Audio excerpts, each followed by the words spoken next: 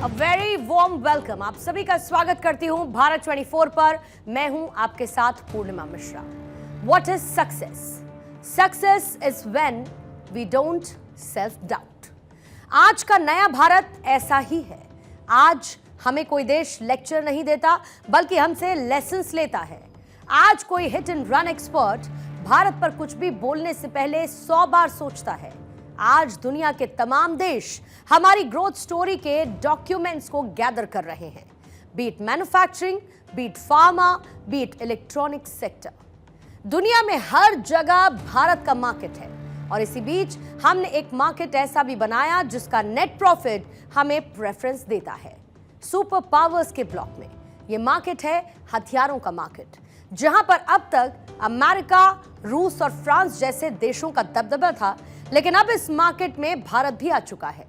वो भारत जो कल तक हथियारों का सबसे बड़ा आयातक था, वो इस साल 35,000 करोड़ रुपए के हथियारों की डील कर चुका है।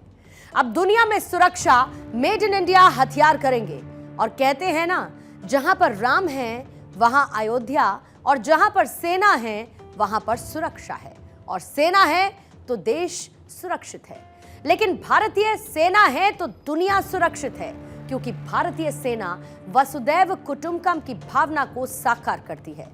और जब दुनिया की सुरक्षा से सुपर पावर बनने की टाइमलाइन स्टोरी तैयार है, और यही है हमारी आज की इंडिया स्टोरी।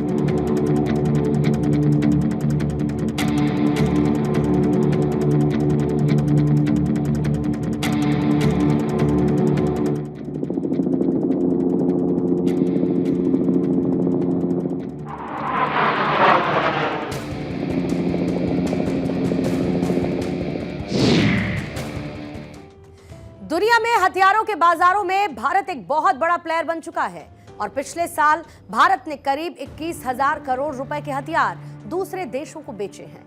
इससे पहले भारत हथियारों का सबसे बड़ा खरीदार हुआ करता था, लेकिन अब भारत दुनिया को हथियार बेच रहा है। आजाद भारत के इतिहास में ऐसा पहली बार हुआ जब भारत ने रक्षा निर्यात के मामले में 21,000 करोड़ रुपए का यह आंकड़ा छुआ। पिछले एक साल में इसमें 32.5% और पिछले 9 सालों में इसमें 3,000% की बढ़ोतरी हुई है। फाइनेंशियल ईयर 2023-24 में भारत ने कुल मिलाकर 21,083 करोड़ रुपए के हथियारों का निर्यात किया, जबकि फाइनेंशियल ईयर 2022 और 23 में भारत ने 15,920 करोड़ रुपए के हथियारों का निर्यात किया था। इससे भी बड़ी बात यह है कि फाइनेंशियल ईयर 2004-5 से लेकर फाइनेंशियल ईयर 2013 और 14 के बीच, जब भारत में कांग्रेस की सरकार हुआ करती थी, मनमोहन सिंह जब देश के प्रधानमंत्री हुआ करते थे, उस वक्त भारत ने कुल 4,312 करोड़ रुपए के हथियार दुनिया में निर्यात किए थे। लेकिन 2014 से लेकर 2015 और उसके बाद इन कंटिन्यूएशन 2023 से 24 तक भारत ने दुनिया में 88,319 करोड़ रुपए के हथियार बेचे। दोनों ही सरकारों ने एक समय पर कितने हथियार बेचे, ये उसका एक कंपैरिजन है। जब मनमोहन सिंह की सरकार थी तब 4,312 करोड़, और जब मोदी सरकार है तब 88,319 करोड़ रुपए के हथियार बेचे गए। यानी कि बहुत मुमकिन है कि दुनिया के जो देश बड़े बड़े हथियार लेकर बॉर्डर पर अपने देश की सुरक्षा कर रहे हों, उन हथियारों में मेड इन इंडिया लिखा हुआ है। मोदी सरकार ने हथियारों का निर्यात एक कैरिज्मेटिक स्पीड से बढ़ाया। मतलब आप ये सोचिए कि कांग्रेस सरकार 10 सालों में करीब 4,000 करोड़ के हथियार ही बेच पाई, और आज सिर्फ इसी साल मोदी सरकार ने दुनिया में 35,000 करोड़ रुपए के हथियार बेचने का लक्ष्य रखा है। इन दोनों ही आंकड़ों को अगर आप किसी मैथमेटिकल फॉर्मूले में डालेंगे तो आप ये देखेंगे कि अगर कांग्रेस की सरकार 50 साल भी रहती, तब भी एक साल में इतने 1,000 करोड़ रुपए के हथियार शायद निर्यात नहीं कर पाती। आज ये आंकड़े किसको परेशान कर सकते हैं? आज ये आंकड़े देखने के बाद उन लोगों को नींद नहीं आएगी जो कि भारत के खिलाफ काम करने में दिन रात ओवरटाइम करते हैं। पाकिस्तान की आर्मी तो शायद एक बार में इन आंकड़ों को गिन भी ना पाए। और अमेरिका, जो कि अब तक दुनिया को सबसे ज्यादा हथियार बेचकर अपने दरवाजों पर सुपर पावर की नेम प्लेट लगाकर रखता था, अब उस प्लेट पर भी जंग लगना तय है। और चीन हमारे इन हथियारों को देखकर इनकी सस्ती फर्स्ट कॉपी बनाकर अपने लोगों को कुछ दिन के लिए खुश कर सकता है। और ये कोई तंज नहीं है, बल्कि हकीकत है, रियलिटी है। आज हमारा देश भारत करीब 85 देशों को हथियार निर्यात कर रहा है। ठीक सुना आपने, 85 देश। यानी कि ये 85 देश अपने देश में सुरक्षा का इंतजाम करने के लिए भारत के सामने लाइन लगाते हैं। हम सबसे ज्यादा हथियार म्यांमार को बेचते हैं 31%, इसके बाद श्रीलंका 19%, मॉरिशस को 12%, तो सेशल्स को 9%, नेपाल को 5.9%, तो आर्मेनिया को 5.1%, मालदीव्स 4.3%, और भी कई हैं जो आपकी स्क्रीन पर आपको नजर आ रहे होंगे। ये तमाम देश हमारे कस्टमर हैं। और आप ये भी जान लीजिए कि कौन से हथियार भारत दुनिया में सबसे ज्यादा बेच रहा है, जिसमें युद्धपोत है 61%, एयरक्राफ्ट है 20%, ये लड़ाकू विमान है जैसे कि तेजस, सेंसर्स 14%, बख्तरबंद वाहन 2.9%, तोप 1.1%, मिसाइल 0.9% और इंजन 0.1%। इसमें सबसे बड़ी बात यह है कि दुनिया के करीब 42 से ज्यादा देश भारत से artillery gun, BrahMos missile, Akash missile system, Pinaka rockets and launchers, गोला बारूद, बॉडी आर्मर्स और तेजस जैसे लड़ाकू विमान खरीदने के लिए कोटेशन मंगवा रहे हैं, डील कर रहे हैं। और इस समय रक्षा निर्यात में 60% की हिस्सेदारी प्राइवेट कंपनीज की है, तो 40% की हिस्सेदारी सरकारी कंपनीज की है। और भारत की हिंदुस्तान एरोनॉटिकल लिमिटेड, जिससे हम सभी आम भाषा में HAL कहकर पुकारते हैं, वो इस क्षेत्र में दुनिया की 41वीं सबसे बड़ी कंपनी बन चुकी है। इस समय दुनिया में हथियार बनाने और बेचने वाले सिर्फ 48 देश हैं, और इनमें भी टॉप 5 देश दुनिया के लगभग 76.5% हथियार एक्सपोर्ट करते हैं। यानी कि ये 5 देश ही दुनिया में 76% हथियार बेच रहे हैं, जिसमें अमेरिका का 40%, रूस 16%, फ्रांस 11%, चीन 5.2%, जर्मनी 4.2%। और जब ये सभी को हथियार बेच देते हैं, तब दुनिया में बाकी का जो स्पेस बचता है वो सिर्फ है 24% का। अब आप जरा बड़े ध्यान से सुनिएगा। दुनिया में एक वक्त आया जब दुनिया बहुत तेजी के साथ आगे बढ़ी। उस समय हम बंटवारे, गरीबी, सियासत, इन सभी चीजों में उलझे रहे और पीछे रह गए। लेकिन अब वक्त बदल रहा है। यहां पर प्रधानमंत्री नरेंद्र मोदी की डिप्लोमेसी को भी हमने डिकोड किया। मैं पीसीआर से कहूंगी कि एक बार फिर वो आंकड़े जरा स्क्रीन पर रखें, जहां पर हमने हथियार खरीदने वाले देशों का जिक्र किया था। अब आप एक बार फिर इन आंकड़ों को देखिए। ये कौन से देश हैं? ये सभी छोटे देश हैं। Sri Lanka, Mauritius, Seychelles, Nepal, Armenia, ये सभी देश अमेरिका और रूस जैसे देशों से हथियार नहीं खरीद पाते, क्योंकि अमेरिका और रूस एक बड़े मार्जिन के साथ हथियार बेचते हैं। इनका सीधा मकसद है हथियार बेचकर पैसा कमाना। इसीलिए ये सो कॉल्ड बड़े देश जंग में उलझे देशों को हथियार बेचते हैं, बड़ी खेप बेचकर मोटा पैसा कमाते हैं। और दुनिया के कई देश अमेरिका, रूस जैसे देशों के पहले से क्लाइंट्स बने हैं। ऐसे में भारत ने इनके मार्केट में तो सेंध नहीं लगाई, क्योंकि ऐसा करने में कई साल लग जाते, बल्कि प्रधानमंत्री नरेंद्र मोदी ने वो मार्केट चुना जहां पर कोई ध्यान ही नहीं दे रहा। मतलब श्रीलंका, नेपाल, आर्मेनिया जैसे देशों को भी अपने देश की सुरक्षा के लिए हथियार चाहिए। ऐसे में भारत ने इन्हीं देशों को हथियार बेचकर खुद का एक मार्केट तैयार कर लिया। और जितनी तेजी के साथ ये मार्केट आगे बढ़ रहा है, अमेरिका और रूस के क्लाइंट्स भी भारत से हथियारों का कोटेशन मंगवा रहे हैं। आज भारत 0.0003% हथियार ही दुनिया को बेच रहा है। लेकिन ये शानदार शुरुआत है। जैसे कि क्रिकेट खेल की शुरुआत तो अंग्रेजों ने की थी। एक वक्त था जब उनके गेंद, बल्ले, चौके, छक्के को हम देखा करते थे, लेकिन जिस दिन हमने बल्ला उठाया, आज हम कहां हैं पूरी दुनिया जानती है। आज पूरी दुनिया को गेंद बल्ला हम ही खिला रहे हैं। जहां पर कांग्रेस की सरकार में हम 10 सालों में सिर्फ 3,400 करोड़ के हथियार बेच पाए थे, तो मोदी सरकार में हम सिर्फ इस साल 35,000 करोड़ से ज्यादा के हथियार बेचने जा रहे हैं। जहां पर हमने इतनी बड़ी मार्केट क्रिएट कर दी, इसका मतलब यह है कि अब हमने हथियार उठा लिए हैं, किसी के नुकसान के लिए नहीं, बल्कि सुरक्षा के लिए। अब दुनिया के तमाम देश अपने देश की सुरक्षा करेंगे। शास्त्र उनका हो सकता है, लेकिन शस्त्र हमारा यानी कि भारत का होगा। अब इस पूरी कहानी को हम एक दूसरे एंगल से देखते हैं और समझते हैं। एक तरफ अब तक हम जहां पर दुनिया में हथियारों के सबसे बड़े आयातक देश थे, तो वहीं अब हम खुद को आत्मनिर्भर बना रहे हैं।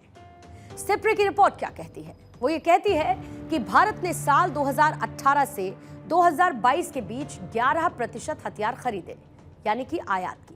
और जब इसी आंकड़े को हम साल 2013 से लेकर 2017 तक खरीदे गए हथियारों के साथ तुलना करते हैं, कंपेयर करते हैं, तो ये पता चलता है कि हथियारों के आयात में 11% की कमी भी आई है। ऐसा इसीलिए क्योंकि भारत अब खुद हथियार बना रहा है, जिसका इस्तेमाल खुद हमारी सेना कर रही है।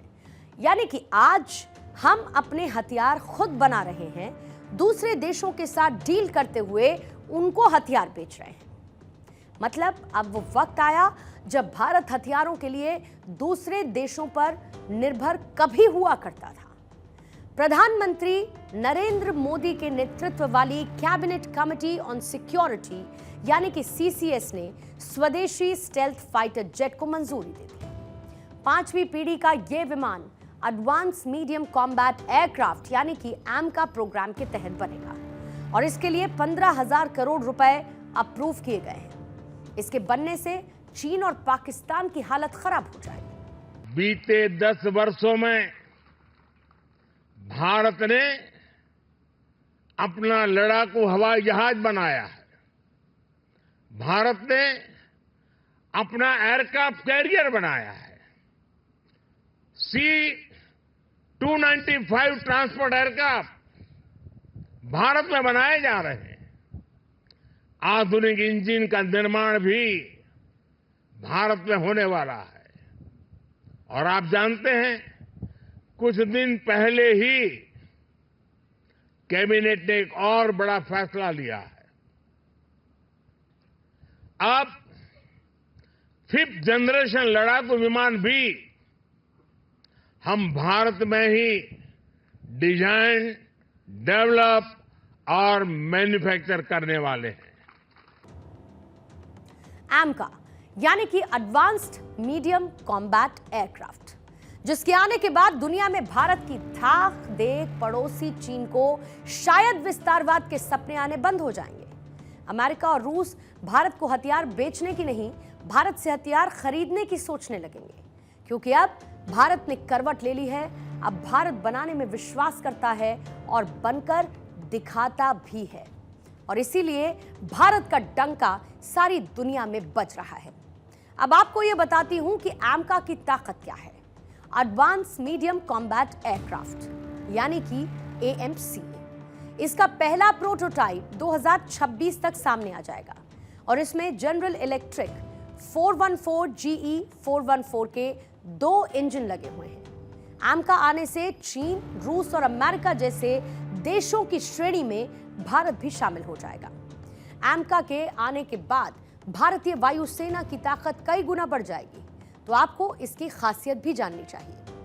आपको एक बात बताऊं, ये जो इस वक्त आप देख रहे हैं, ये एमका का एक संभावित डिजाइन है जिसे मंजूरी मिल चुकी है और बनने की तैयारियां शुरू हो चुकी हैं।